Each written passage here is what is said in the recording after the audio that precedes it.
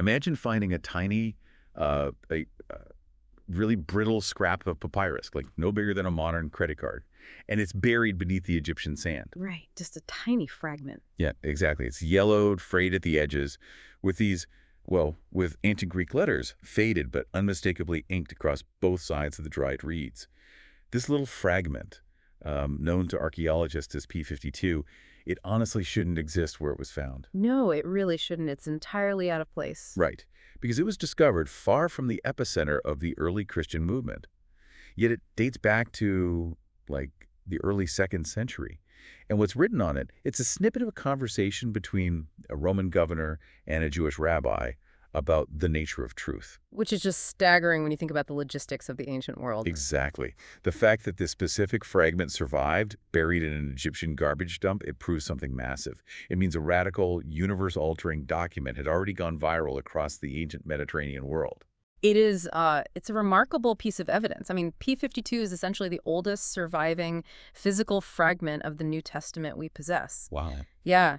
And the text it preserves, the Gospel of John, is arguably the most, fiercely debated, intensely theological, and just structurally complex document of the ancient world. And that is exactly what we are exploring today. For those of you listening, you are likely that person who wants the deep, thorough knowledge. You're not here for a quick Wikipedia-level summary. Right, you want the meat of the subject. Exactly. You want to understand the monumental text of human history without, getting bogged down in impenetrable academic jargon. You want the insight, the tension, and the historical grit. So today, we are taking a deep dive into the grounding source material provided by Chris R. Velasquez. It's titled 004, Survey of the Gospel of John. Which I have to say is an incredibly dense, comprehensive synthesis of Johannine scholarship. It covers a lot of ground. It really does. It's massive.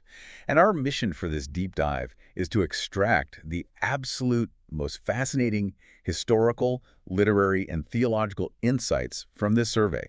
We want to discover exactly why the Gospel of John, which is often referred to as the fourth gospel, stands entirely apart from Matthew, Mark, and Luke. It's a completely different animal. Yeah, because if you've ever read the other three, they feel like they belong in the same family. They share stories, parables, a general timeline. But John doesn't just repeat them. It steps onto the stage and does something completely, utterly different. It operates on an entirely different philosophical and theological frequency. To kind of set the baseline for you listening, we are looking at an ancient text written in a highly specific dialect of Koine Greek containing 21 chapters. Okay, 21 chapters. Right. But its stated purpose is not to be a neutral, objective historical chronicle. I mean, ancient biographies rarely were. The text explicitly reveals its targeted objective right near the end in chapter 20, verse 31. They just come right out and say it. They do. The author openly admits that these specific events were curated and written down so that you, the reader, may believe that Jesus is the Christ, the Son of God, and that by believing, you may have life in his name. That is a highly specific, outcome-driven agenda. Right. It's not just saying, hey, here are some interesting facts for your historical archives. It's a demand for a verdict. Absolutely. So if this ancient document went viral across the Roman Empire, and if it carries this massive theological weight, we have to start at the absolute beginning, like who hit send? We need to solve the mystery of who wrote it and when it hit the streets. Let's do some detective work. Let's do it. The survey notes that the Gospel of John is actually internally anonymous. The author never formally names himself in the text, which is wild to me. It is unusual for such an authoritative text, yeah. Instead, we get this incredibly enigmatic figure called the disciple whom Jesus loved, or the beloved disciple. Now, tradition tells us this is John, the son of Zebedee, the rugged Galilean fisherman. But the source material indicates this is far from a closed case. Oh, it is far from it. I mean, the identity of the author is perhaps the most enduring, hotly contested mystery in biblical scholarship. You have to understand that the traditional view that John, the son of Zebedee, wrote it was solidified by church fathers in the mid to late 2nd century. Guys like Irenaeus. Exactly, Irenaeus and others. They identified this beloved disciple as John the Apostle. But when you look really closely at the internal evidence of the text, anomalies start to appear. Things don't quite line up. Okay, what kind of anomalies? Like, what doesn't fit? Well, let's look at the alternatives the survey presents. Some scholars make a compelling case that the beloved disciple could actually be Lazarus. Wait, really? Lazarus. Yeah, think about it. In chapter 11, the text explicitly states, "Lord, he whom you love is ill." Lazarus is the only specifically named male figure in the gospel explicitly described as being loved by Jesus in that unique way. Oh, wow. I never thought about that. But wait, if Lazarus wrote it, how do we explain the deep inside knowledge of Jerusalem politics? Like, the author knows the exact layout of the high priest's courtyard. Exactly. That's the major flaw in the Lazarus theory. And it's why other scholars point to an unnamed Jerusalem disciple or even a high priestly insider. An insider. Yeah. When you read the narrative of Jesus' arrest in chapter 18, it casually mentions that another disciple was known to the high priest. This disciple had enough social capital to just walk up to the woman guarding the gate of the high priest's courtyard and get Peter inside. Okay, let's unpack this. Because a rough, working-class fisherman from the rural North Galilee is not going to have VIP access to the most elite, heavily guarded religious political compound in the capital city of Jerusalem, Right. especially on the night of a highly volatile execution. That just doesn't make sense. Precisely the point. A Galilean fisherman would stick out like a sore thumb in that aristocratic environment. He wouldn't just chat up the door guard. The author of this gospel displays an incredibly nuanced, granular understanding of Judean topography, rabbinic debate, and elite Jerusalem politics. So they know the lay of the land. Intimately. And this has led many to argue the author was a Judean insider, not a Galilean outsider. So we have all these theories, but let me challenge you on the mechanics of how this text was actually produced. The survey talks about the Johannine circle or Johannine community. Yes. Are we saying this gospel was written by committee? Like an ancient ghostwriting team compiling the memoirs of this beloved disciple over several decades? Because I know evangelical scholars fight tooth and nail for direct apostolic origin. Why does it matter so much if one guy held the pen or if a community shaped the memory? It's essentially a battle over historical proximity and reliability. Right. For a large part of the 20th century, critical scholarship became infatuated with the Johannine community model. Right. The theory was that this gospel was essentially a layered, evolving document. It supposedly reflected the traumas of a specific Christian community late in the first century, specifically their painful, traumatic expulsion from the Jewish synagogues after the destruction of the Jerusalem temple in 70 CE. So under that older model, if I'm reading the Gospel of John, I'm not really reading about the historical Jesus in the 30s CE. No, in that view, you're not. I'm reading like a coded diary about a church fighting with its neighbors in the 90s CE. Exactly. The older critical view treated the gospel like an allegorical mirror of the later community. They thought the stories were just projections. But the Velasa survey rightly points out that this extreme community model is increasingly challenged and honestly abandoned today. Oh, interesting. So the pendulum is swinging back. It is. Scholars are pushing back, favoring the idea that the text is a direct preservation of actual historical eyewitness memory. Yes, the text was likely finalized late in the first century, around 90 to 100 CE, probably in the Greek city of Ephesus. Right. And yes, the trauma of the synagogue split is in the background. But to reduce this majestic text to just a community's political diary, it completely ignores its profound, verifiable historical roots. Which brings us out of the theoretical detective work and right down into the actual dirt. Because if the author was making up a theological fairy tale, they wouldn't have bound themselves to the stripped physical reality of the first century Middle East. Exactly. The geography is too precise. And that is where the archaeology comes in. It's where the cosmic claims of the text crash into the bedrock of Jerusalem. Right. The narrative world of John is Second Temple Judaism. And this is a society existing under the heavy, oppressive, and often brutal shadow of Roman imperial rule. Yeah, it wasn't a peaceful time. Not at all. The political authorities manipulating the events in the text aren't, archetypal villains invented for a morality play. They are documented historical figures. Like Pontius Pilate and the high priest Caiaphas. We know them from the text, but the survey highlights that we actually have the hard evidence they existed exactly as described. Yes, we do. It's fascinating. For centuries, Pilate was only known through literary sources. People debated if he was even real in the way the Gospels described him. Right, because there was no physical trace of him. But then, archaeologists uncovered the Pilate stone in Caesarea Maritima. It's a damaged block of carved limestone containing a Latin dedicatory inscription, and it clearly bears his name and his title, Praefectus Iudae Prefect of Judea. That's incredible. It is physical proof of his administrative presence exactly where the text says he was. And it's not just the Romans. We have the bones of the opposition.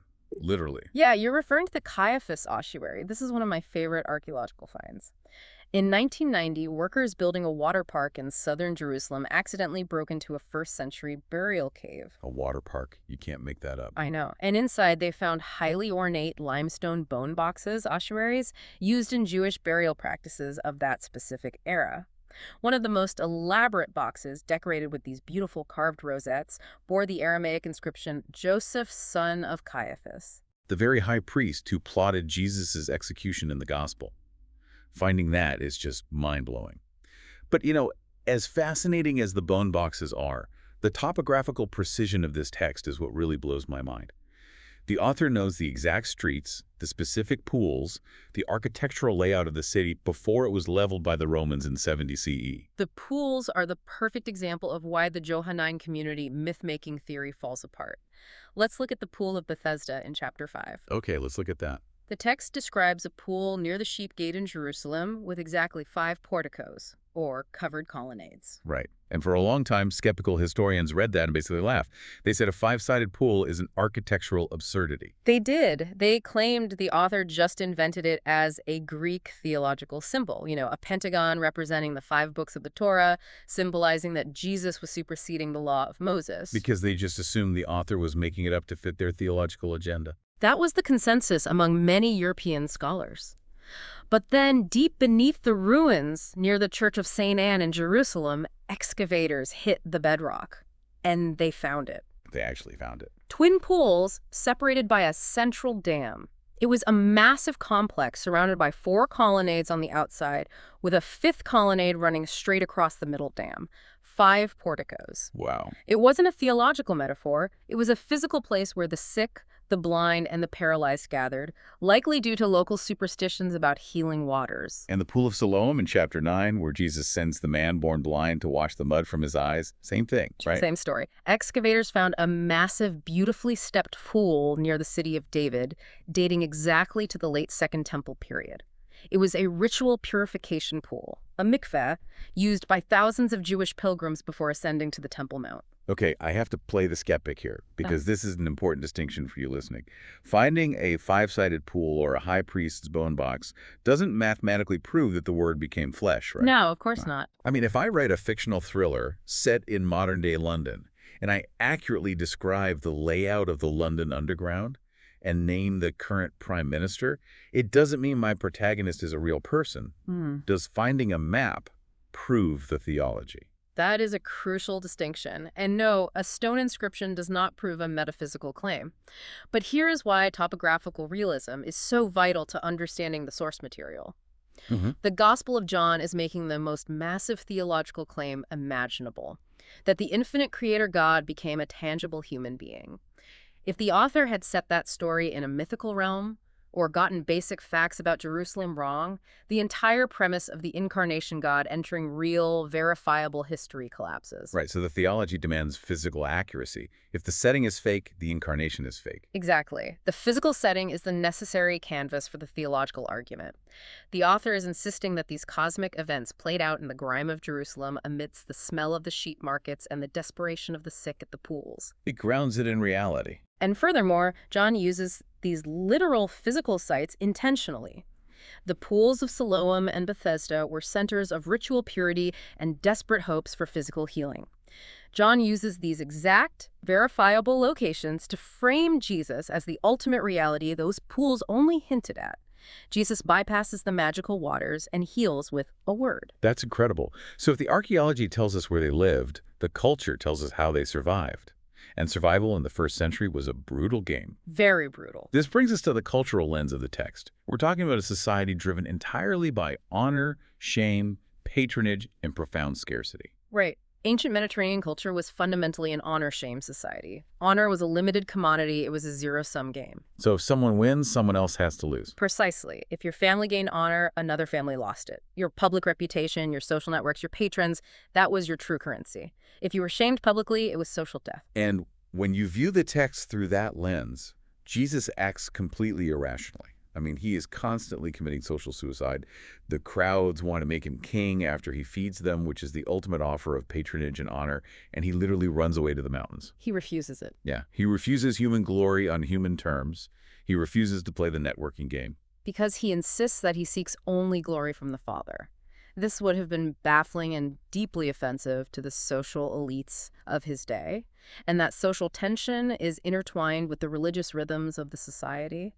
The gospel is structurally built around Jewish festivals. Passover, the Feast of Tabernacles, Hanukkah. Yes, and these weren't just holidays, they were massive economic and theological engines.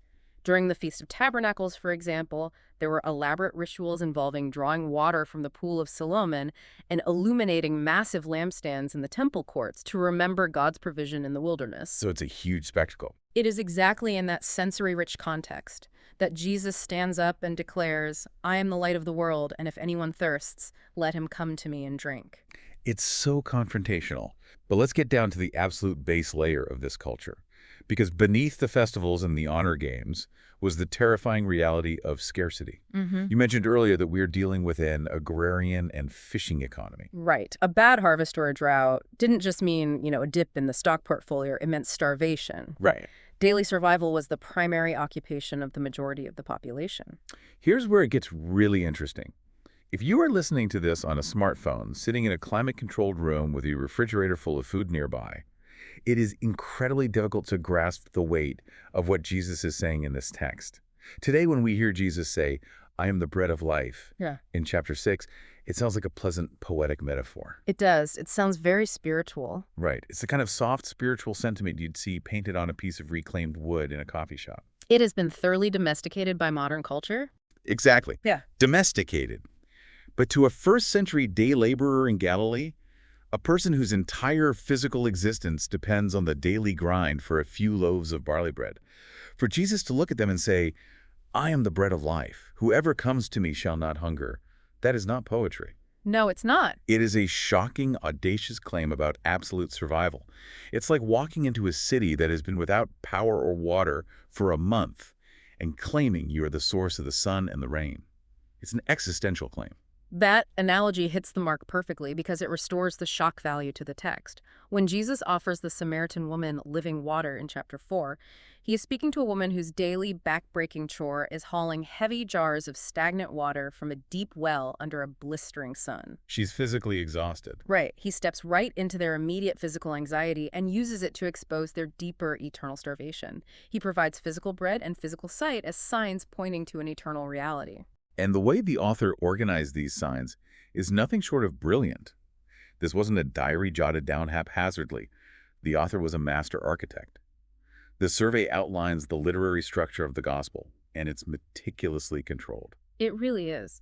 Scholars generally divide the Gospel of John into 4 primary sections.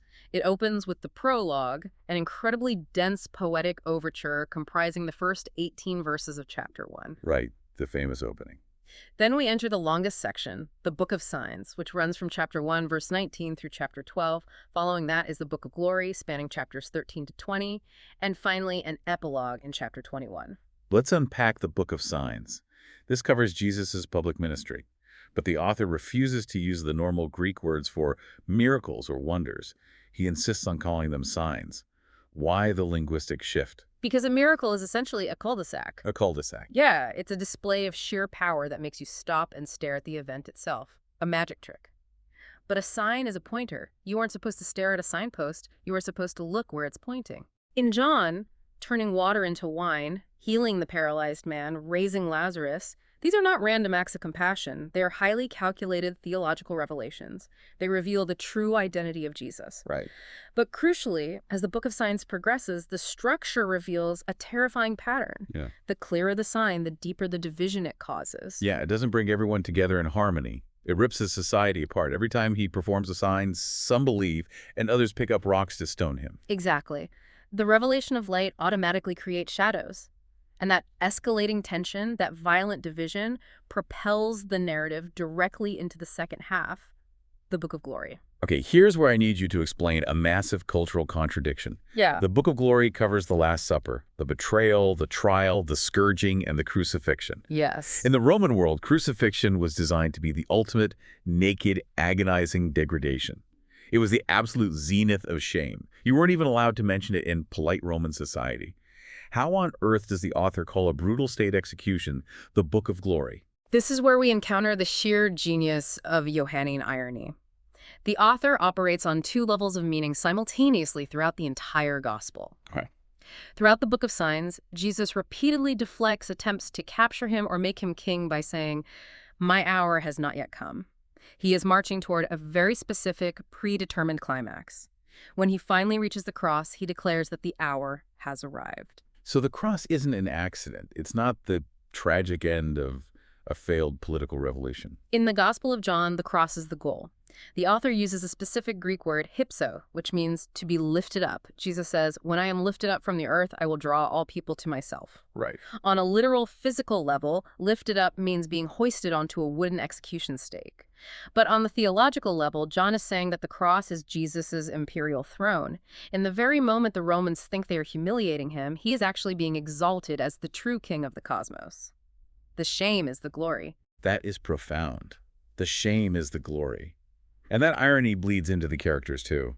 The survey highlights Caiaphas, the high priest we mentioned earlier. In chapter 11, the religious council is panicking because Jesus is gathering a massive following. They are terrified. The Romans will see this as a rebellion and destroy Jerusalem. Yes, the stakes were incredibly high for them, and Caiaphas stands up and coldly states, "It is better for you that one man should die for the people, not that the whole nation should perish." He thinks he's just making a ruthless, pragmatic political calculation. Let's throw this rabbi under the bus to appease the Roman war machine. Right, he's being entirely political, but the author steps into the narrative and points out the supreme irony. Caiaphas, the corrupt high priest, is inadvertently prophesying the core theology of the Christian faith, substitutionary atonement. Wow. He utters the absolute truth that Jesus will die as a substitute to save the people, but he has absolutely no idea what he's really saying. He speaks better than he knows. We see that double meaning everywhere. Nicodemus comes to Jesus, and Jesus says he must be born again. But the Greek word anothen can mean born again chronologically or born from above spatially. And Nicodemus takes the chronological, literal meaning. He asks, incredibly confused, "How can a man enter a second time into his mother's womb?" Which sounds ridiculous. It does. He is trapped on the earthly plane of understanding while Jesus is speaking from the heavenly plane. To really grasp how deep this rabbit hole goes, we have to look under the hood at the actual Greek vocabulary the author chose. We can't just rely on English translations. The linguistic architecture of this gospel is staggering. Let's start with the cornerstone of the entire text, found in the very first verse. "In the beginning was the Word." The Greek term is logos. Now, logos isn't just a synonym for spoken sentence, is it? It carries massive baggage in the ancient world. It carries the weight of two massive intellectual traditions colliding. In Greek Stoic philosophy, the logos was the rational organizing principle of the universe. It was the divine fire, the logic that kept the cosmos from descending into chaos. But it was an impersonal force. Like the laws of physics or gravity. Exactly. But in the Jewish tradition, the Word of God, the Memra in the Aramaic Targums, or the concept of divine wisdom in Proverbs, was God's active, dynamic power in creation. God spoke and there was light. Right, it's very personal. Yes. So John takes this massive, abstract, Greek philosophical concept of the Logos, marries it to the dynamic Jewish understanding of the Creator's voice, and makes the most scandalous claim in ancient literature. It says in verse 14, the Word became flesh, and the Greek word is sarx. And we have to pause and feel the revulsion that a Greek philosopher would have felt reading that sentence. Absolutely. In Hellenistic thought, the physical realm, the flesh sarx, was considered corrupt, weak, and decaying. The ultimate goal of religion or philosophy was to escape the physical body and return to the pure spiritual realm of the Logos. So if I can try an analogy here to help us visualize this, it's like the Logos is the ultimate operating system of the universe. It's the invisible, flawless code that makes everything run. And the flesh, sarx, is the physical hardware. John is saying that the flawless, invisible code didn't just send a message to the hardware. It downloaded itself and became a tangible physical machine that you could touch, hear, and watch bleed. I see where you're going with the operating system analogy, but let me push back on it slightly to sharpen the theology. Okay, go for it. In a computer, the software and the hardware are still ultimately separate. You can wipe the hard drive. But in John's theology of the incarnation, the Logos didn't just put on a meat suit that he could easily take off. He didn't just inhabit a human body. He became human, indivisibly. The Creator permanently bound himself to the created material. That is why it was so scandalous. Oh, wow. So the unseen God is suddenly eating fish by the Sea of Galilee. Precisely. And this leads to John's Christology, his doctrine who Christ is, because Jesus is the incarnate Logos. He is the divine I am. When Jesus says, I am the light, I am the good shepherd, or I am the true vine, he uses the absolute divine name revealed to Moses at the burning bush. And what is the required response to the Logos walking around in the flesh? The survey highlights the Greek verb pisteuo. Believe. But listen carefully. In the Gospel of John, believe is never a noun. It is always a verb. Pistero is not mere intellectual assent. It isn't passing a theology exam or agreeing that a historical fact occurred. It is an active, continuous entrusting of your entire self to Jesus. It is a radical allegiance. And the result of that radical allegiance is Zoe, life. Not bios, which is mere biological existence, but Zoe, eternal life. Now, here's a concept from the survey that I really need you to break down because it sounds like impenetrable academic jargon. Realized eschatology. Yes, that is a dense term. Eschatology normally means the study of the end times, the apocalypse, the final judgment at the end of history. How does John mess with that timeline? It is one of the most profound shifts in the gospel. Traditional Jewish eschatology looked forward to a future day, the day of the Lord, when God would judge the wicked and raise the righteous to eternal life. It was all future tense. You wait at the bus stop of history for the eternity bus to arrive. Right. You're just waiting around. But realized eschatology means that in Jesus, the future has crashed into the present. The eternity bus has driven straight through the bus stop. Jesus says, "He who hears my word and believes has passed from death to life." Present tense. Oh, man. You don't have to wait until you die to experience eternal life. If you trust the Logos, you possess Zoe right now on a Tuesday afternoon. And judgment. What about judgment? Judgment is also dragged into the present. The text says that the light has come into the world and people loved the darkness rather than the light. You are judging yourself in the present moment by how you react to Jesus. If you reject him, you aren't waiting for a future condemnation. You are condemned already. The future reality is fully active in the present. This grand cosmic collision of light and darkness, of eternity crashing into Tuesday afternoon, it doesn't happen in a vacuum.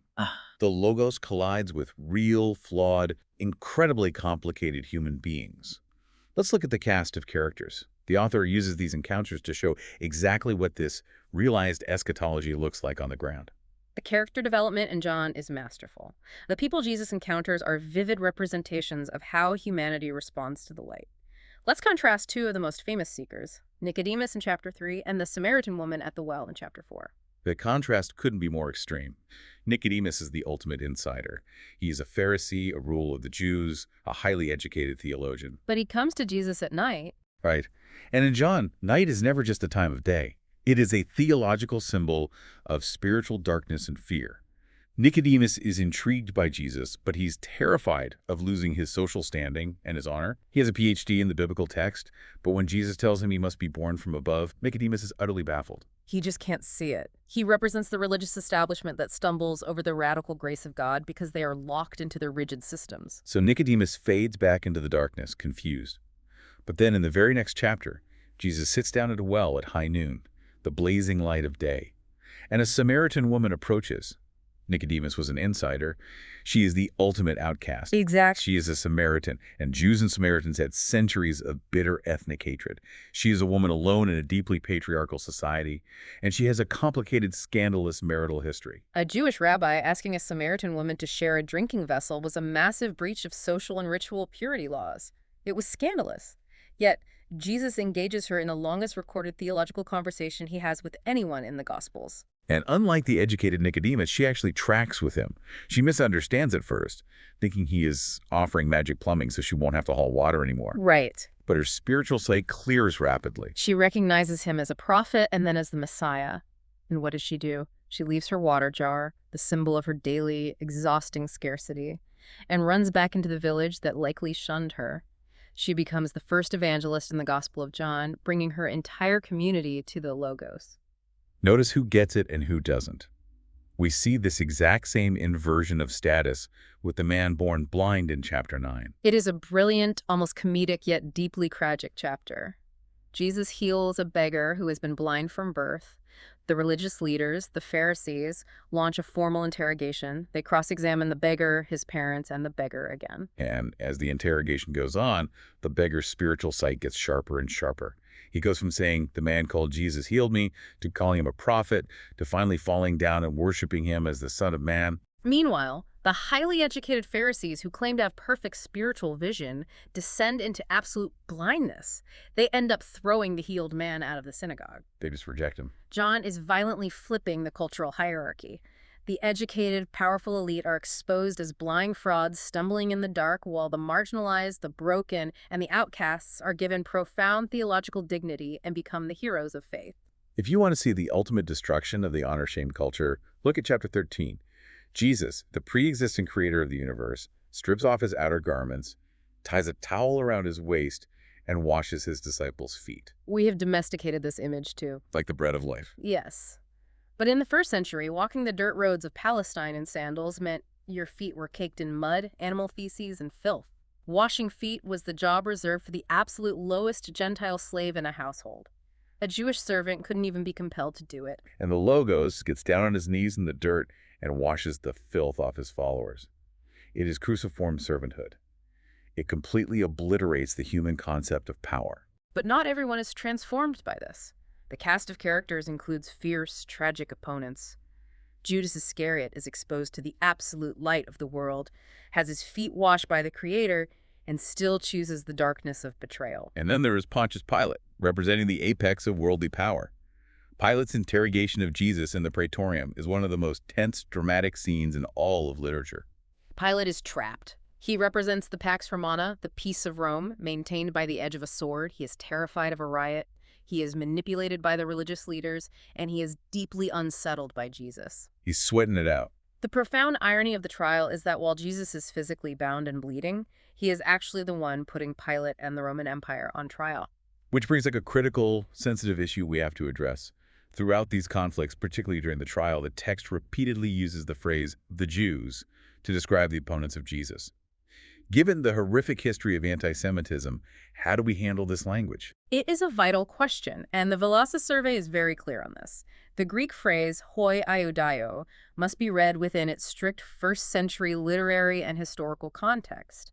It is categorically not a blanket ethnic condemnation of the Jewish people. Right, because that would be absurd, considering Jesus, his mother, all the disciples, and the author of the text were ethnically Jewish. Exactly. The earliest Christian movement was entirely Jewish. In the Gospel of John, the Jews functions as a technical, localized term. It almost exclusively refers to the Judean religious authorities, the elite temple establishment in Jerusalem, who were actively hostile to Jesus' claims and who wielded political power. Yep. It is a story of intense intra-religious conflict over authority, not a racist polemic.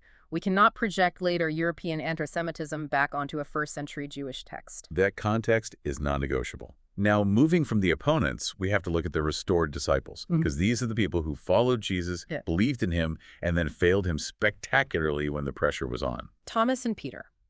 Thomas is forever labeled Doubting Thomas. After the resurrection, he refuses to believe the testimony of the others unless he can physically probe the execution wounds of Jesus. He demands empirical proof. And Jesus doesn't strike him with lightning for his insolence. He walks through a locked door and offers Thomas exactly what he demanded. "Put your finger here. See my hands." And in that moment, Thomas's skepticism shatters, and he utters the highest, most explicit theological confession in the entire gospel, "My Lord and my God." But Peter's failure is even more profound. Peter boasted he would die for Jesus. Then, sitting around a charcoal fire in the courtyard of the high priest, trying to stay warm while Jesus is beaten, Peter verbally denies even knowing him. 3 times. And this is why the epilogue in chapter 21 is a masterclass in pastoral theology. After the resurrection, Peter has gone back to his old life. He's fishing on the Sea of Galilee. Jesus appears on the shore, performs a miraculous catch of fish, and then invites them to breakfast. And what has Jesus built on the shore? A charcoal fire. The Greek word anthrakia is only used twice in the entire gospel, at the scene of Peter's greatest shame, and here on the beach. Jesus deliberately recreates the sensory environment, the smell of the smoke, the warmth of the fire of Peter's trauma and failure. But he doesn't bring it up to crush Peter. He asks him 3 times, "Simon, do you love me?" Right, mirroring the 3 denials. The 3 affirmations systematically overwrite the 3 denials. And with each affirmation, Jesus commissions him, "Feed my sheep." It's a staggering theological statement. It proves that our usefulness to the world, our future trajectory, rests entirely on the restorative grace of Christ, not on our track record of perfection. It is the perfect conclusion to a narrative about the light overcoming the darkness. Zooming out from these intimate character arcs, the survey points out that the author positions Jesus as the climax of the entire historical timeline. We are looking at redemptive history. The Gospel of John is not a detachable philosophical treatise that you can read independently of the Hebrew Scriptures. It is the covenantal climax of the Old Testament. The author maps the entire history of Israel onto the body of Jesus. We saw that right in the prologue. It starts with "in the beginning," which is a direct, undeniable echo of Genesis 1. Jesus is the agent of the original creation, and now he is bringing about a new creation. But the mapping goes so much deeper. The author claims Jesus is the fulfillment of the Abrahamic promise. In chapter 8, in a heated debate with the religious leaders, Jesus says, "Your father Abraham rejoiced that he would see my day. He saw it and was glad." Oh, that makes him so mad. When the leaders mock him, saying he isn't even 50 years old, Jesus drops a linguistic bomb. "Truly, truly, I say to you, before Abraham was, I am." He uses the divine name. And they immediately pick up stones to kill him for blasphemy. But the author is showing that Jesus is the ultimate blessing to the nations promised to Abraham centuries prior. And what about Moses? The entire identity of the nation was forged in the Exodus under Moses. The Mosaic covenant is systematically surpassed. In the wilderness, Moses provided manna from heaven. Jesus says, "I am the true bread from heaven." Moses struck the rock, and water flowed out. Jesus stands up at the festival and offers living water from his own being. And the temple itself, the architectural center of the Jewish universe. In chapter 2, Jesus clears the temple of the money changers. The authorities demand a sign to prove his authority. Jesus says, "Destroy this temple, and in 3 days I will raise it up." They think he means the building. Right, they think he is talking about the massive stone complex that took decades to build. But the text clarifies he is speaking about the temple of his body. The physical building where God's presence dwelt was just a shadow. The true meeting place between heaven and earth is the physical body of Jesus. So essentially every major symbol of Jewish history, the temple, the Passover lamb, the manna in the wilderness, John is saying that was the trailer. Jesus is the actual movie. That is exactly how John understands redemptive history. The promises made to David about an eternal king. They are fulfilled when Pilate refuses to take down the sign on the cross that reads, "Jesus of Nazareth, the King of the Jews." This brings us to the final and perhaps most crucial question of this entire deep dive. We've traversed ancient Egyptian garbage dumps, the dirt of Jerusalem, Greek philosophy, and thousands of years of redemptive history. But what does this ancient, complex text have to say to you, the listener, navigating the chaos of the modern world right now? The Gospel of John is dangerously relevant because it confronts the deepest anxieties of 21st century life with unusual force. It forces us to ask, what actually is truth? What makes us truly alive? Let's apply this. The survey argues that John poses a direct challenge to modern consumerism. We live in an economic and social system that catechizes us to believe that life is found in acquisition. We believe that if we just acquire enough wealth, enough experiences, enough followers, enough status, we will finally feel alive. Like we can buy our way to Zoe. Exactly. But John presents life Zoe not as something you can buy, earn, or consume. It is a sheer gift of grace. Jesus says, "I am the vine, you are the branches." True life is found in abiding, in relationship with the Creator, not in frantically accumulating more things. It also wages war on moral relativism. This is the water we swim in today. The idea that truth is totally subjective. You have your truth, I have my truth. We mold truth like clay to fit our desires and our politics. Relativism treats truth as an abstract concept, but John does something radical. He ties truth directly to a person. When Jesus says, I am the way and the truth and the life, he is claiming that ultimate reality is not an idea you debate in a university classroom. It is a relationship with the incarnate God. You don't invent truth, you encounter it. We're also seeing a massive crisis of fractured identity today. People are exhausted trying to curate and build their identities based on their careers, their sexuality, their politics. And those identities are fragile. If you lose your job, you lose yourself. John offers a radically secure alternative. In the prologue, it says that to all who received him, who believed in his name, he gave the right to become children of God. Your primary identity is no longer an achievement you have to constantly defend. It is a granted status of adoption. You are a child of God. That provides an unshakable foundation in a chaotic world. And finally, John confronts our obsession with politics. We are constantly told by the media that ultimate power resides in the government, in the next election, in legislation. We put our hope and our despair in the hands of political leaders. This is why the encounter between Jesus and Pilate is so vital for us today. It is the ultimate collision of worldly, expedient political power with eternal reality. Pilate thinks he holds the universe in his hands. He tells Jesus, "Do you not know that I have authority to release you and authority to crucify you?" He believes power comes from the edge of a sword and the stamp of the emperor. And Jesus, battered and bleeding, looks at the most powerful man in the region and says, "You would have no authority over me at all unless it had been given you from above." Jesus completely demystifies and humbles political power. And then Pilate asks the famous, deeply cynical question, what is truth? He asks this while the literal embodiment of truth is standing right in front of him. He just completely misses it. Pilate cannot see it because he is blinded by his allegiance to the empire. John is insisting to modern readers that the empires of this world, whatever nation you live in, whatever political party is in power, are temporary, fragile, and entirely subject to divine authority. Ultimate allegiance belongs only to the true king. It demands a total paradigm shift. Yeah. You cannot read this text and remain a neutral observer. It demands a verdict. It does. It forces you to decide whether you will step into the light or remain in the shadows. Let's briefly recap this incredible journey. We started with a tiny papyrus fragment in Egypt, proving the viral spread of an anonymous text. We saw how that text is deeply grounded in the verifiable archaeological dirt of first-century Jerusalem in places like the Pool of Bethesda. We felt the visceral shock of Jesus speaking into an honor-shame culture of profound physical scarcity. We explored the meticulous literary architecture, the Book of Signs and the Book of Glory, and the brilliant irony that turns an execution stake into a cosmic throne. We unpacked how the Greek logos became human sarks, and how that reality flipped the social order, exalting the marginalized and exposing the blindness of the elite. We saw how every thread of ancient Jewish history finds its fulfillment in Jesus.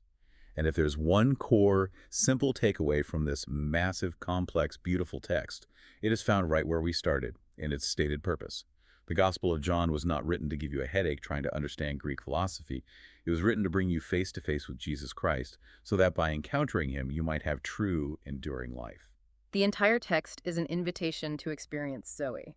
The Gospel of John tells us that Jesus' miracles were never just magic tricks. They were signs, pointers to a deeper eternal reality about exactly who he is.